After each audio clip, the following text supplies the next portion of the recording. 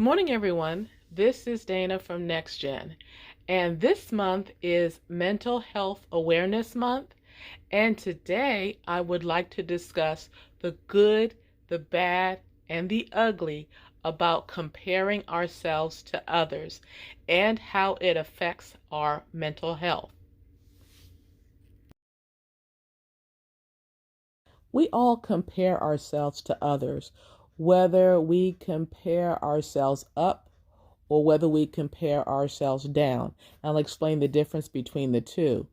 The challenge comes in is when we do it in a negative way, whether we negatively compare ourselves up or negatively compare ourselves down. For example, millennial mogul Ariel just graduated with her master's degree. So proud of her. When she started with NexGen, she had just graduated with her bachelor's degree. I'm not going to use her in my example. I just wanted to give a quick shout out. Who I will use is her fellow graduate, John.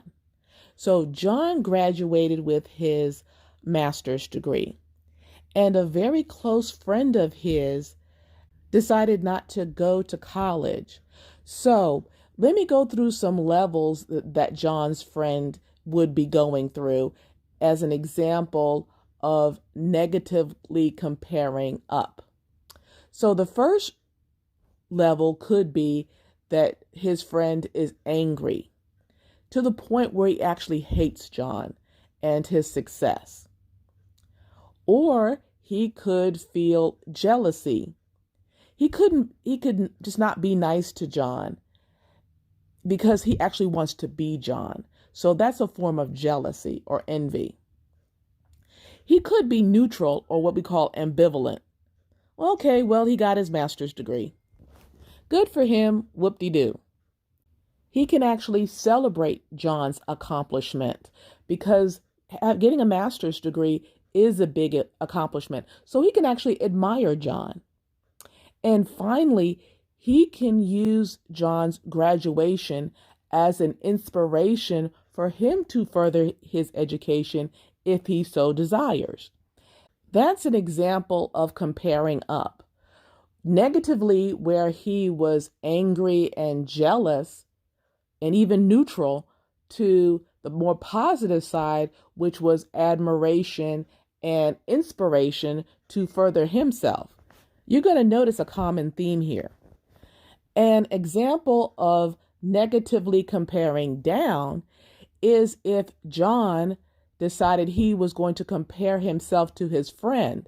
John has a master's degree and his friend doesn't have a college degree, so he could negatively compare himself in a downward, using the same analogy that I gave you before.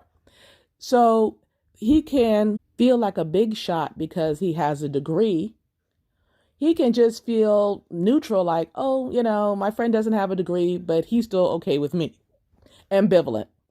Or he can use this as a way of, if his friend wants to show that if the friend approached him, that he would help him to get his degree. This is just a quick example of the ways that we negatively compare ourselves and positively compare ourselves up and down. Tomorrow, I'm going to give you some alternatives to negatively comparing yourself to others. I hope you found this information helpful. Don't forget to comment, like, share, and subscribe if you haven't done so already. And also, I've included additional information in the description below. Have a great day.